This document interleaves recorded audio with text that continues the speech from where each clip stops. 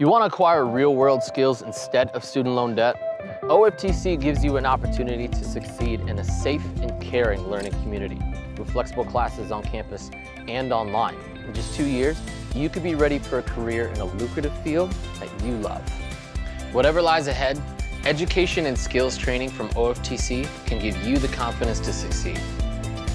Oconee Fall Line Technical College. Think differently about college. OFTC is an equal opportunity institution. At Morris Bank, we understand that your personal finances and banking experiences can be stressful. We also know that it doesn't have to be that way. That's why for over 60 years, we've dedicated ourselves to providing common sense banking to people just like you.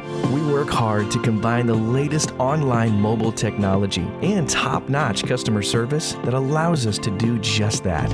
We realize our customers have choices, but what sets us apart is the personal service that we provide that they may not receive at larger institutions.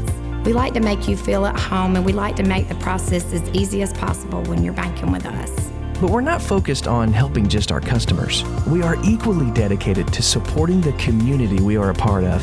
Just this year alone, we've logged thousands of community service hours and provided significant financial support to the communities we serve. We want to make sure you have the best banking experience possible. Come see us or give us a call to find out what makes Morris Bank different, because we're banking on you.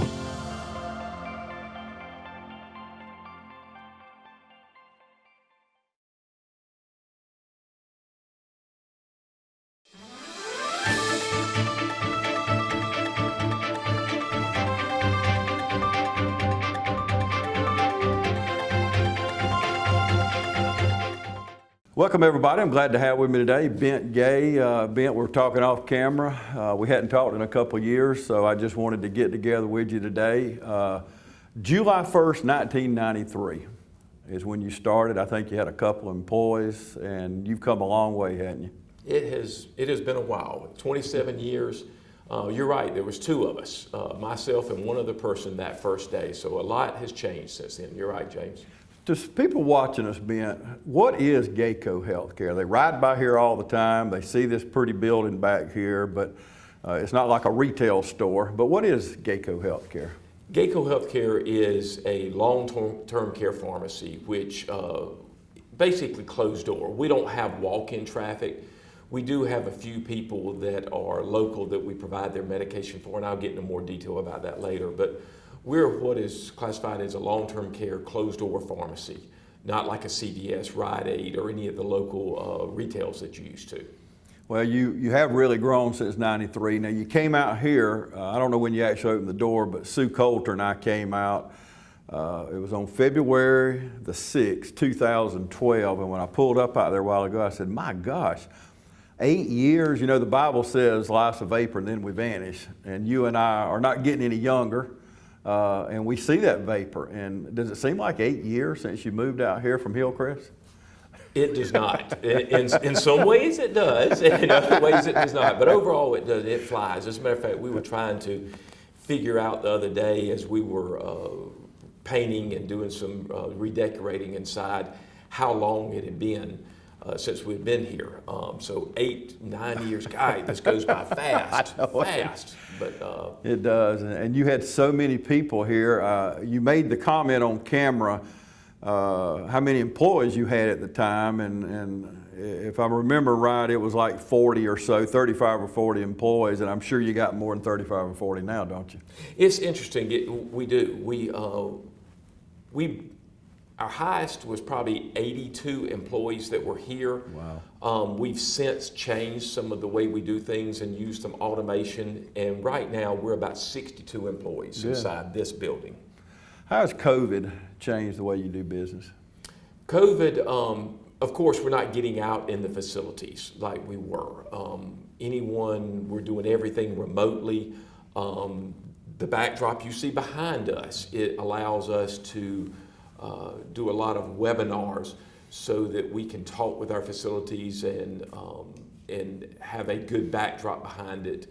But it's really, a lot of things we do were remote anyway, but it has allowed us to really refine what we do so that now moving forward, we'll actually be better at webinars, anything that's done through technology now. So you're saying COVID has changed the way you do business? Once we get behind this, or will you continue doing it this way? Our business, it has not changed it. It really has just made us better at when we're doing things afar. But every day we've got drivers that head out and they take medications to our facilities, which they may go as far as 350 miles from here. So really, our day-to-day business has not changed. It's just helped us to improve what we do. Since we're not out in the facilities as much, we may have some of our marketing or some of our representatives that are going in to make sure the facilities are in good shape. We've had to be a little bit more cognizant of being ahead of the game, I guess is what it was. But the day-to-day of what we do has not really changed. You went to the University of Georgia. Was you just laying around the dorm one day and said, hey, I want to start this wholesale pharmaceutical company, or where did the concept come from? James, that's a whole different story that you want to get into, but how I ended up in pharmacy is a joke unto itself. And when I say a joke, I'm fortunate, I was blessed, but it's not really that I looked into the future and said, this is where I want to be. One thing, not getting in the way of progress, but open yourself up to progress and to new ideas is how we actually ended up here. But that may be for another day and time. So we need another show for that. Correct. Well, we can tell. I think he's teasing us here, so we'll have to do a day in the life of being gay, maybe. You know? A day in the life of what was. Well, I had a board meeting the other night, a board I serve on, and I was talking about when I was back in college days and things, and one of the ladies that know me, she said, so that's when you were Saul and now you're Paul, right? Yeah. I said, yeah. So anybody that knows their Bible knows what I'm talking about there. But, you know, I think a lot of us had those Saul days, and we do grow as we get older. And we find out, too, Bent, that a lot of the things we worried about back in those days was just literally nonsense. And we don't get caught up in, and I guess that's maturity in it. It is, and one of the things as we talk about that, as I said, I don't try to go out. We have goals, obviously. You put goals out there. But people will ask us, how big do you want to get? Well, we're not saying we want to be in 5 states by this amount at this time. That is just a different type of business strategy, I believe. What we do is we go out and look for the best customers, to work with the best facilities, the best people, and then we grow from there. And when we see that there's an opportunity, we go from there. We now have 2 locations. I don't know if you knew that. Right, Alpharetta. We have another location in Alpharetta. And what happened was we started looking at it, and we looked at anything north of Atlanta. Well, we can service north of Atlanta. The thought process of the people in North Atlanta is you can't really serve us. You need to service us. You've got to be closer. There is a little dynamic of the traffic that gets in your way. Yeah. Pre-COVID, remember the traffic. It's a little different now, but it's starting to pick back up again. But we wanted to go in, and we saw that strategically we needed something north of Atlanta to be able to hit North Georgia, go into Tennessee, South Carolina, maybe North Florida, North Alabama, excuse me, some of those areas. So we strategically moved there. So what we started watching was where business was that needed us, and then we made decisions based upon that to move into those areas. Now, you could have went anywhere. You could have placed Gayco Healthcare anywhere in the Southeast. Why did you come back to Dublin? Well, obviously Dublin is my hometown. I've been here since 5 years old, so it was my hometown. I did not plan for Gayco to be here. It's funny, you got into it a few minutes ago. What was it in college that you did? I went to college to be a dentist, and then decided, or I may have decided it for myself, that I was not even going to apply to dental school. And had a friend who was in pharmacy school and said, well, you're in your 4th year, why don't you apply to pharmacy school? I went in and applied, ended up going to pharmacy school, and then started looking at where did I want to live. And really had some towns like LaGrange, Noonan, some of these towns that were just outside Atlanta but a little bit closer. So as a single man, I was saying that's where I want to go. Ended up through being married, deciding, okay, I really want a family town, a family lifestyle. I want to be there. Ended up coming back to Dublin, and then 3 years later, 4 years later, ended up buying Gayco Healthcare, which was MVP Institutional Pharmacy at that time, from Max Brown Pharmacy, from Max Brown himself. Right. So basically you evolved, Right. you know, from that, not literally laying in your dorm room, but, you know, those college years, Yeah, you know, from, yeah. so dental school, how about that? Yeah. What, was that something early in life, or did your parents push you toward that? Why dental school? No, my parents never, you know, they didn't really push. They, you know, go and be what you want to be. But I knew I liked healthcare. I really knew I liked healthcare. And as I was going through, I started looking at dental school, and always, you know, you're 17, 18, trying to decide what you're going to do with your life, and you really don't know. But I thought the profession of dentistry looked great. And the more and more I started looking at it, it was not the avenue for me.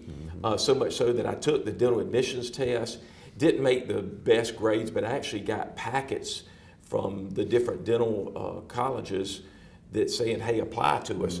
And I remember the last time was laying in my bed at home, and I guess it was over Christmas break, and I was sitting there, and I had the Medical College of Georgia. They had sent it to me for the second or third time. We have not gotten your application.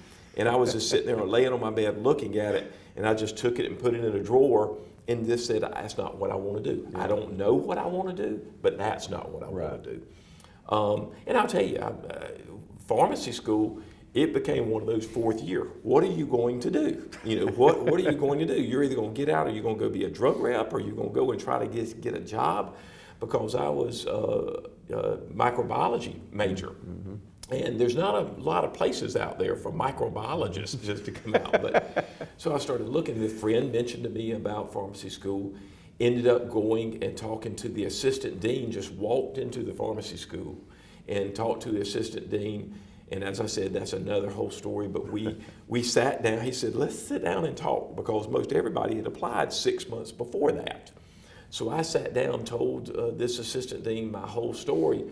And I still to this day think that dean went into the head dean and said, I've got a $1 bet that this guy stays in pharmacy school, you know, and because I had not applied. I hadn't even taken the pharmacy admissions test, hadn't done anything that everybody else had done.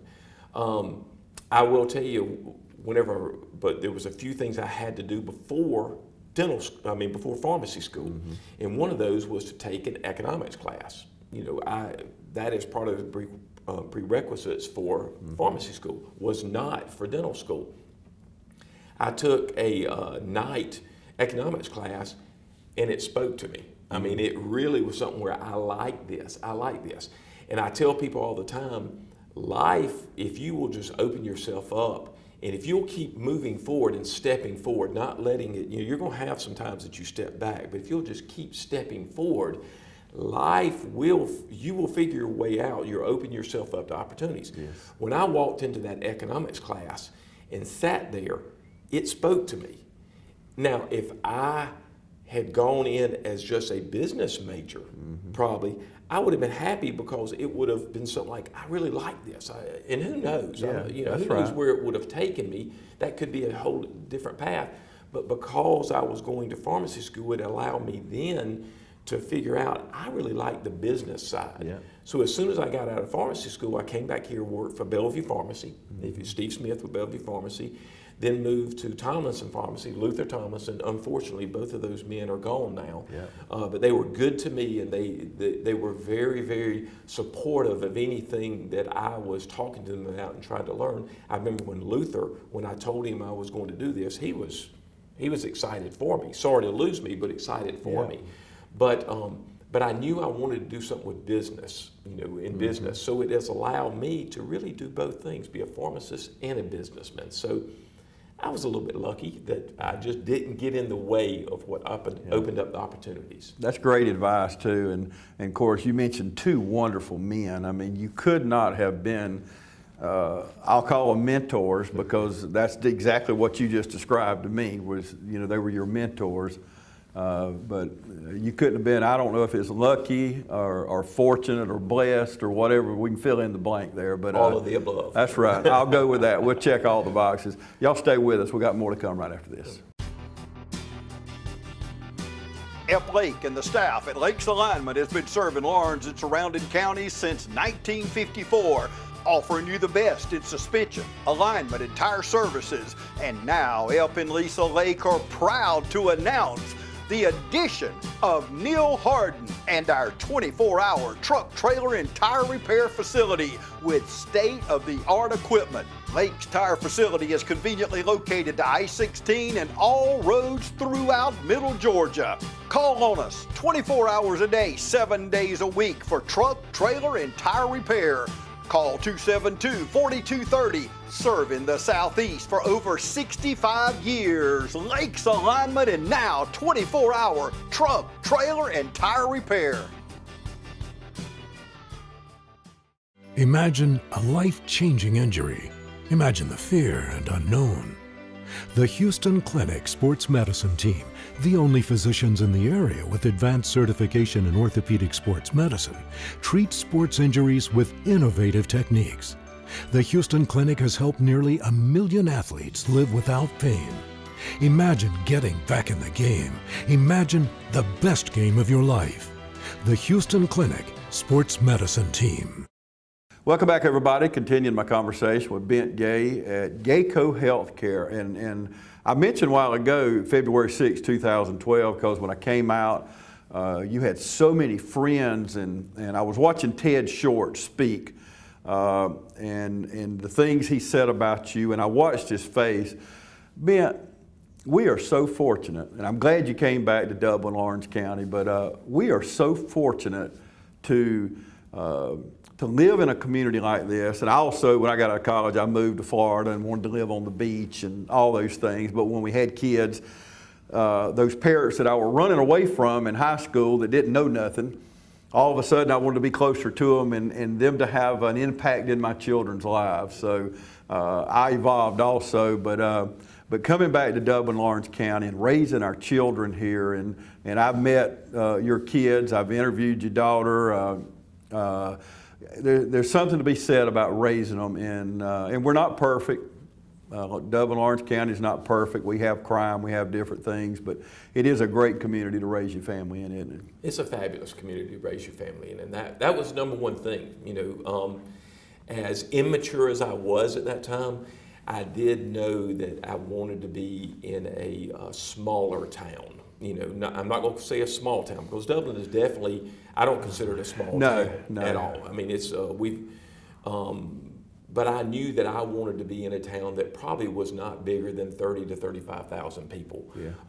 I will say I do wish we were about an hour closer to Atlanta. Yeah. And sometimes, you know, if you're trying to go to a sporting event or to a play or to something else, it would have been advantageous for that. But I am proud of our community. I'm proud of all the people in here.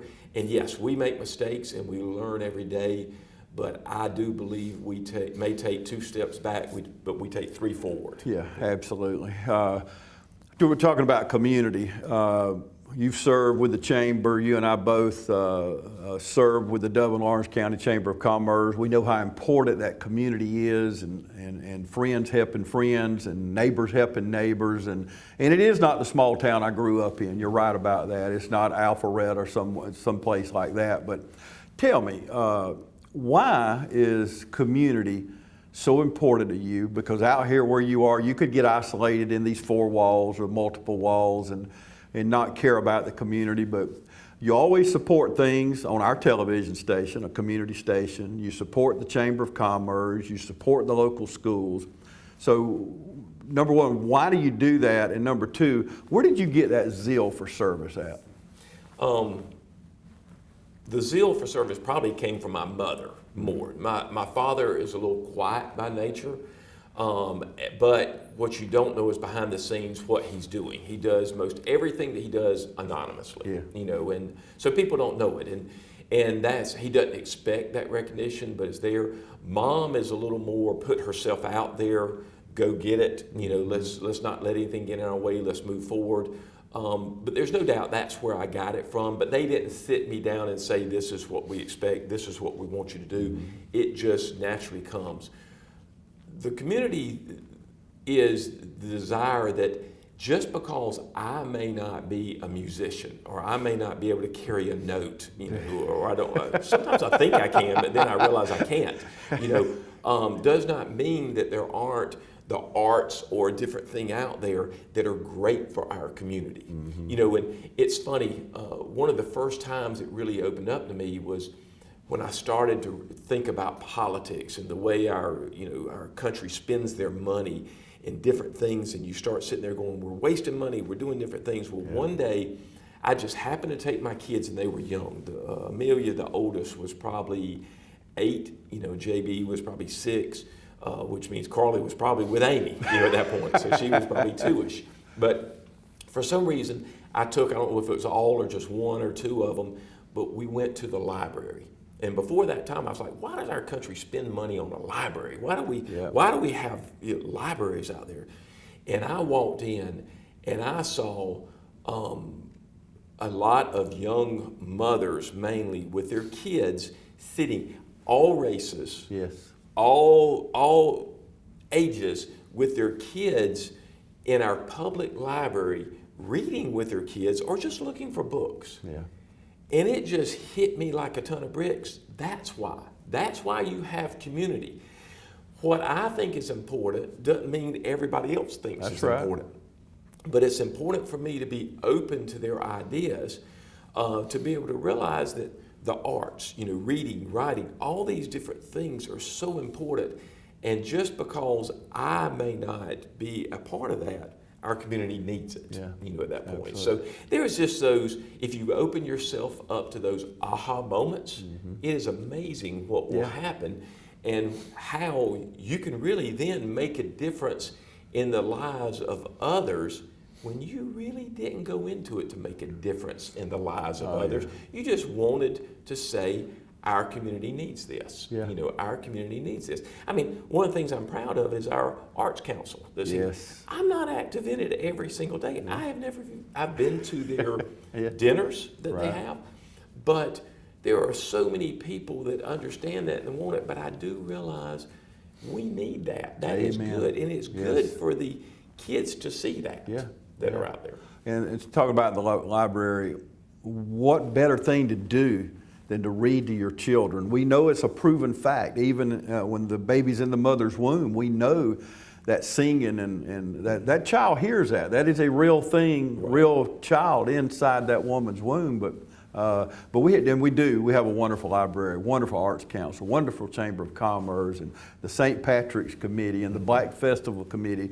And you hit on something. You're talking about our country, Ben, and if you and I, off camera, we're on the same page now, but if we're off camera, if we talk 30 minutes, we're going to disagree on something. But so what?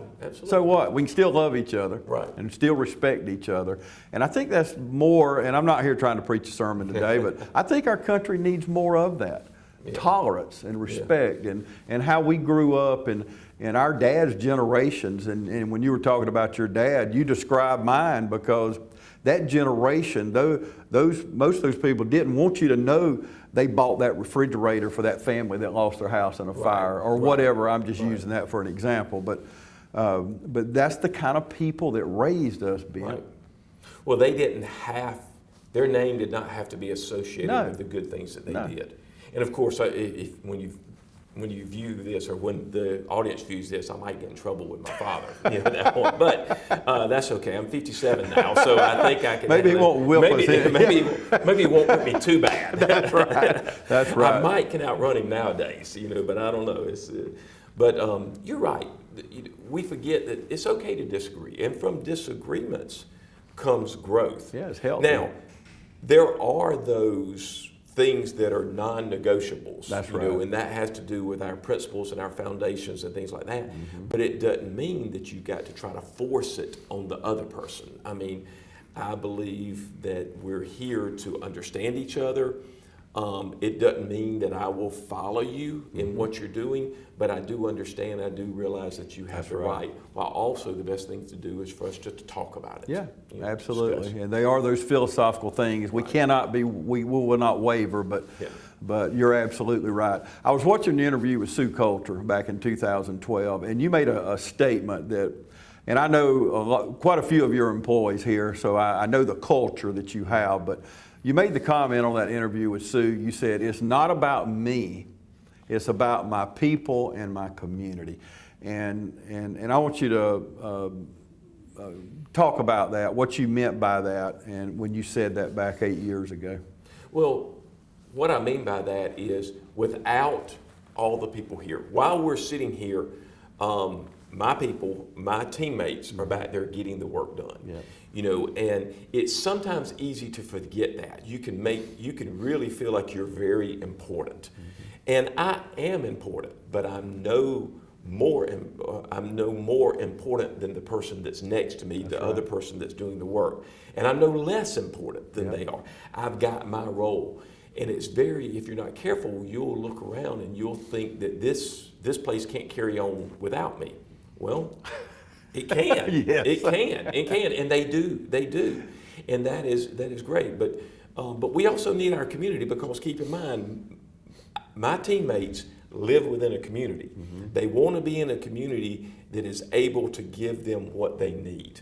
A chance to make a living, a chance to live a great life. There's many more things, but those are two that are on the forefront. But so those are the biggest things I look at. Is it's not so much about me, it's about them. I am a part of it, but just a piece. I'm a piece of it. And we're only as good as our people, whether you're running McDonald's or a watermelon stand or Gayco Healthcare. We're only as good as our people. Now we do push them to be better. We do push them, because one thing you're going to hear around this facility, or if you're a part of any of the meetings we're in, is let's be better today than we were yesterday, and let's be better tomorrow. Strive to be better tomorrow than we are today. So let's always strive for improvements. I agree, and I've trained people for years in my corporate time in the world, but I always use a saying, and people know I'm a country guy, but I always said, when you green, you grow; when you ripe, you rot. And I think every day we should be learning, and that knowledge is important. But now, one thing I hear about you and about Gayco is you promote, in that culture I talked about, a work-life balance. That's very important, isn't it? It is very important. And I read things in the paper that sometimes I think people get that confused. Some people, when they hear work-life balance, they're thinking very little work and a whole lot of life. You know, the way I look at it is, and there was a book I read a while back that talked about family and work life, and they took family and work, and they said, if you spent 24 hours a day with your family, they would want 25. They love it. They want you to be there. There's not 25 hours. I think everybody understands, but they want 25. They want that one more hour. Yeah. At work's the same way. If you spent 12 hours at work, on the 13th hour, you can find something else to do. You can always find something else to do. And trust me, I know this from going through this in my early stages, that I would keep finding things to do and stay here way too late in the early days. So my work-life balance, I had to get back in. But what I believe that is work hard and then go home and be with your family.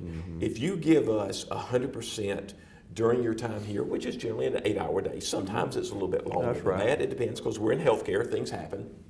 But if everyone here gives us 100% during the day, then they can go home and they've got the other 16 hours to do with what they want to do. That's the balance. You know, we want them to be able to enjoy that. You know, so some people, I think, get it backwards to where they forget that they get it as life-work balance. You know, and that's true, but you do have to you do have to work hard inside where you are. So people that's watching us right now, locally, on YouTube, they could be watching from anywhere, but why, if they're doing business with somebody else, Ben, why should they pick Gayco Healthcare? The biggest reason they should pick Gayco Healthcare is because we care. We care about them.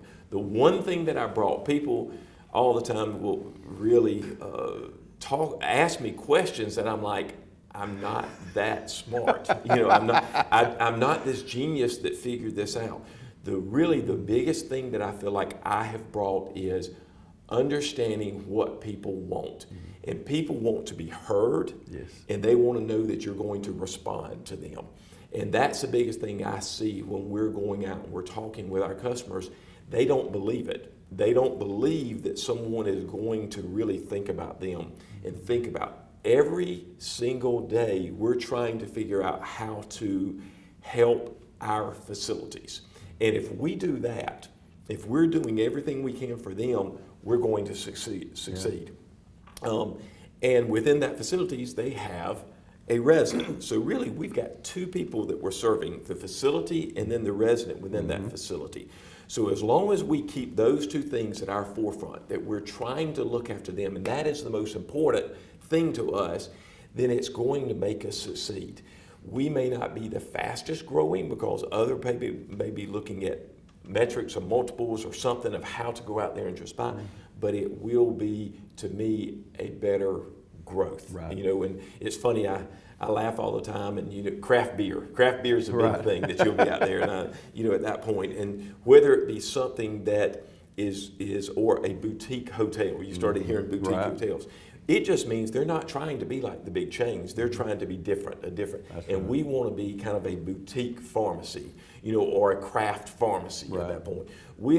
Our desire is not to be the biggest in the nation, but if we do become the biggest in the nation, we want to be the best in the nation, and we want to work with the best people, and that's where our philosophy comes from. So you're not just wanting to furnish their needs and sell them their medicine for their prison or their retirement home. And looking at your website, you have listened. I mean, first of all, you got a great website, but the tools you have on there for someone that comes on board with Gayco Healthcare, you have all kind of ways that you're helping them. So you've had to listen, or they wouldn't be there. Well, we did listen, and I think the biggest thing where I listened was as I was growing up, listening and watching to what people wanted. Like I said, people want to know you hear them. One of the things that we have here is we do have leadership, and when you become leadership here, it means that no matter the time of night, when one of our customers calls, you answer the phone because they have a need. They're not calling us just to talk at 11:30 at night, right? That's right. If they're calling, they've got a problem. Yeah. And we also, and that's one of the things that we have, as part of our culture inside here, is the people that report to me, my direct reports. Right. If I call them at 10 o'clock at night, I expect them to pick up the phone. Yeah. Because I am not calling them just to talk. Get them over for a barbecue. And I am not, and I understand they're off at that point. They're at home, they're with their families. It's going to be the only thing left for me to do. I need their help. And I've got something I've got to solve tonight. Otherwise, it can wait till the next morning. And that philosophy is something that we bring, and it does put a lot on our back.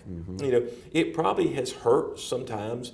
The extra money that we have, in our bank accounts is not there because we have this extra passion, that's there, and we want to make sure, because as people figure that out, they will sometimes call you more, at that point. But they're our customers. We're here to answer their needs. Yeah, absolutely. Okay, let's take another break. We'll come back and wrap things up. Buying a new Nissan is easy when you turn to Dublin Nissan.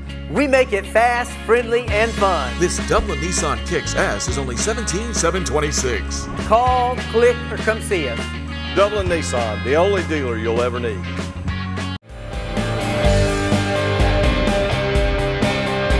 Hey, I'm Tasha Rowland, and everyone here at the Cloverleaf Restaurant would like to invite you to come try our country-style all-you-can-eat buffet. We hold ourselves to the highest standards of safety and quality in the food we prepare for you. We clean our facilities constantly and we offer curbside service. Just call 478-275-2080 and we will have your order ready right away. And Friday is our seafood day. You deserve a great meal. Cloverleaf Caters. Call us for your next gathering or event. So treat yourself to the Cloverleaf Restaurant and make sure you're satisfied. We are open Sunday through Fridays 11 to 2 with plenty of dining, or we can get it ready to go for you.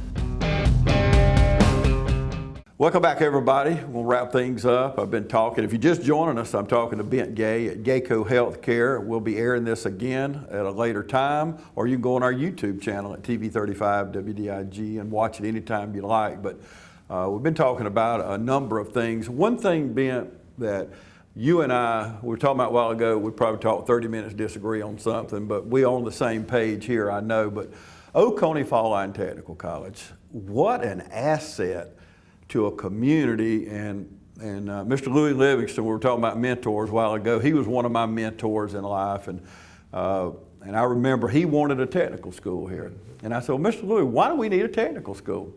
He said, James, everybody don't need to go to college or to the University of Georgia or wherever. He said, we need welders and plumbers and HVAC people and pharmaceutical techs and things like that. But you support Oconee Fall Line. Talk about that just a minute. We started supporting when it was Heart of Georgia Right. Technical College back several years ago. But we have a lot of our pharmacy techs that come through. As a matter of fact, we will work with Jack Shepard right now, and he'll have students that come through and will do their rotations that are here. But it is a great access. It is a great asset for this community. For several reasons. You're right. Not everyone needs to go to college. Not everyone should go to college. You know, probably if I'd taken JB and been a little brave than I am, I would have talked him into going into maybe HVAC or something else, because there is a need out there. There's a need for business people in that. There's only going to be a need in the future. But you're right. We need those people. And not everybody wants to go, and if you look at the liberal arts, which what most of it is, there's a lot of what I'll call fluff in between. It's not that it's not good for the person, but there's a lot of things that really, what am I going to do with this? I mean, I took anthropology, my freshman year. How's that worked out? Oh, it's worked. I still can't find anything when I dig. I have no idea where those dinosaurs are, but I can't find them. But it was an interesting class, and I'm not downplaying anthropology, That's right. But it does not do anything for me in pharmacy, at that point. So it is more of a direct learning, direct getting into the classes that you need, but they do a great job out there, and I think it's going to grow and grow and grow. Yeah. Yep, absolutely. Let's brag on your employees. We talked about them a little while ago, not only your inner circle, but the people that I know that have came here, pharmacists from some of the chains in town or different places, but I always hear that it's fun to come to work. It's fun, the environment, they're getting the job done. There's nothing wrong with enjoying your job. That's half the battle, isn't it, or more than half. But let's brag about your employees. You have assembled some wonderful people. We have. We've got some great employees that are here. And we've got, through the years, we've got some that aren't with us through retirement, or maybe they decided they wanted to go in a different area, but they are good people. But we look first for great people, people who want to do a good job, people who want to look after our customers. Yeah. That's the number one thing, because we also have to look after each other. We have to look after your fellow employee. And we talk about it all the time, that would you rather have 62 employees, approximately 62 employees inside here. Am I better off looking after myself, or am I better off having 61 people look after me to help me more? I'm better off with 61. Yeah. I can figure that out. I can't out tug a war 61 people. I'd rather have them on that side, but I would rather have them pulling with me, and that's what we try to do. Now, we're all human. We have days that we forget about this, but our people are excellent. They're excellent. We've gone in, you talk about the circle. What I saw was I needed people around me, and I could really only mentor, and we'll use that word, but only mentor with a few people. And that's probably 4, 5, maybe 6 people. And then they have to go get 4, 5, or 6 people they met. So we've slowly started taking, these circles and filling in. Every Tuesday morning inside this room where we're sitting, there's an operations meeting. And those people are then taking and going out, and they have their team that they talk to. So if there's 6 to 10 people inside here, and let's take 10, then 10 times 6 is 60 people. So therefore, that's our team that we've got. And it allows them to get to know them, to understand their personality, who they are, because we're all different. There are people out there who, if you brag on them, they only want you to brag on them quietly, one-on-one. That's right. They don't want you to brag in front of everybody. Most people say that, no, everybody loves a little bit of, but some people really, the personalities, they want you to brag on them. Now, we all know that when you do have to sit down and talk to them about something that needs to be improved, do that in private. Praise in public, and discipline in private. That's what you'll always hear. And that is true. That is very true. But you also have to realize that different personalities, some people want things different. So I don't know that, and I may go back there and praise someone that really likes it done in private. So the person who reports to them really knows that. And we try not to get in the way of that. That's right. And you end up embarrassing them. Yes. And you don't want anybody uncomfortable. Right. There's no doubt about that. Finally, to stay on that topic, but I was looking on your website at all the pictures of your employees and the job titles under their picture. And there's so many opportunities here at Gayco, and I want to end on this, and you and I have talked in private about soft skills, but when you're looking for employees, forget about the pharmaceutical tech or the pharmacist. We know what their traits need to be, but what do you look for in those soft skill areas? The first thing we look for is the ability, trust. Trust is the first thing. Second thing would be, and trust is hard to determine at first, right? We all are trying to, but you're looking for that person, and you're trying to have enough interviews that you find out who they are, because are they someone who always wants to do things the right and do it right? We're all human, we all fall short, but do they want to? Is that the second thing is, are they able to communicate? That is so important. Now, not everybody will end up being in our customer care area. Our customer care deals directly. They're the first contact with our customers. And we went in and got, those people have got the soft skills that may be above others, and they really are able to portray a compassion that's there. And when I say portray it, they portray it because they have it inside. It's real inside them. But yet they do have to get to the point and figure out what's going on with our customer. But they're able to. Not everybody has that, but the ability and the understanding that if you don't know how to do something, it's okay. Say, I don't know how to do this. Because we really were supposed to train you before we had you doing that. But we're human, and sometimes we may step over that. And we've had to go back. It is so interesting, James. We have to go back again, and we really have to go train. Because we have had people that we have separated from. Believe it or not, we've had that. But the one thing when someone tells me that I will say, did we train them? Don't come talking to me about this person and doing what they're supposed to do. Did we train them? Have we shown them the right way? If we have not, that's on us. Amen. And we constantly have to get back to that. At that point. But our people are fabulous. Our people are fabulous. And when you have 62, it's not like it was when we were 30, or even before that when we were two. You knew each other probably a lot better than you wanted to know each other. But you had, with 2 people, it was so interesting when I think back how much you relied on each other. And it really felt good when you walked in. But it feels good also to have 62. You just want to realize they have to rely on each other, and they have to trust each other. And they do have to hold each other accountable. And talk to your fellow employee about, come on now, we need you. What's going on?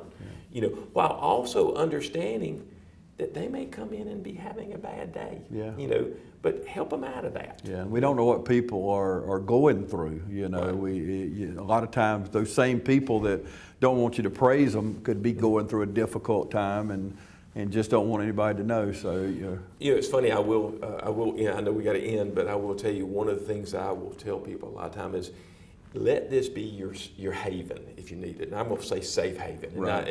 And I'm not trying to overplay what we are here, but you know, I had a time when I said I'm going to stand out, and when every employee walks in the morning, I'm going to have a trash bag for each one. I'm going to say, okay, put your problems in here. Yeah.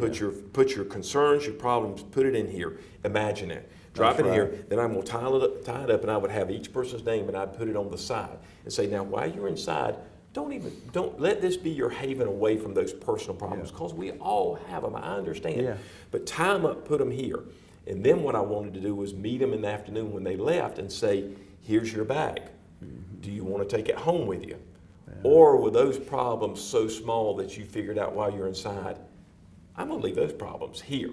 In other words, those problems are behind me now. You know, at that point. love that. And to try to give them a visual understanding of, there are great problems, but a lot of times we take very small problems and we make them big. You know. Yeah, isn't that true? And we talked about it off the air a while ago about those things when we were younger.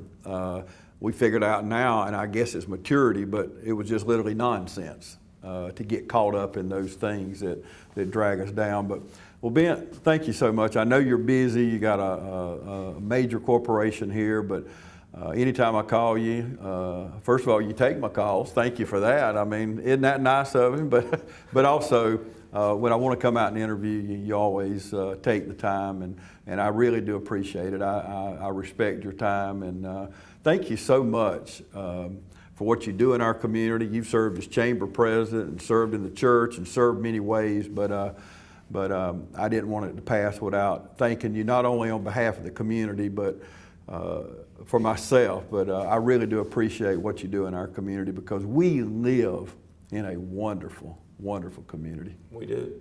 And maybe next time we'll talk about business. Yeah. Well, we didn't get to that, did we?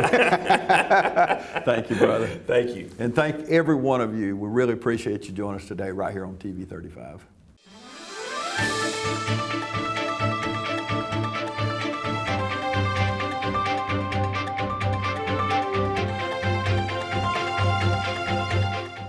We're so glad to be able to introduce Tabitha Mullis.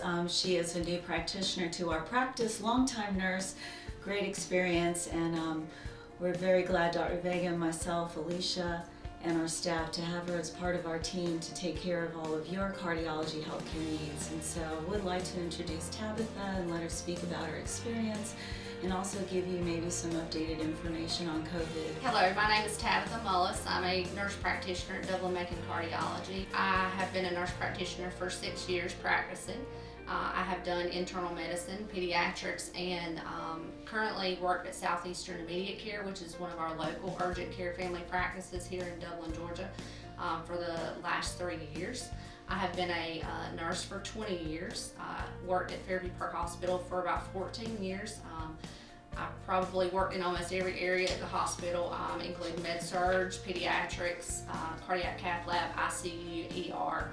I did work 1 year at the Coliseum Hospital in CVICU, so I do have heart experience. I wanted to take the opportunity to talk a little bit about COVID-19 and what our community has experienced with it. We are screening for any symptoms that could remotely be associated with that virus. We have taken extra initiatives to make sure that we follow up with those patients that have been tested, and making sure that their symptoms are improved before coming back into our office, so that we're not reinfecting any of our elderly patients that we see here. I'm excited to join the staff at Dublin-Macon Cardiology with Dr. Vega and Alicia Vega. One of the most exciting things about our community is that we are an accredited chest pain center here at Fairview Park Hospital, and our office is available 7 days a week. We have an on-call provider who can meet your needs if you're having any chest pain or shortness of breath or any problems. We would love to take care of you and look forward to seeing you in our office. If you are new to our community, we are conveniently located on the campus of Fairview Park Hospital.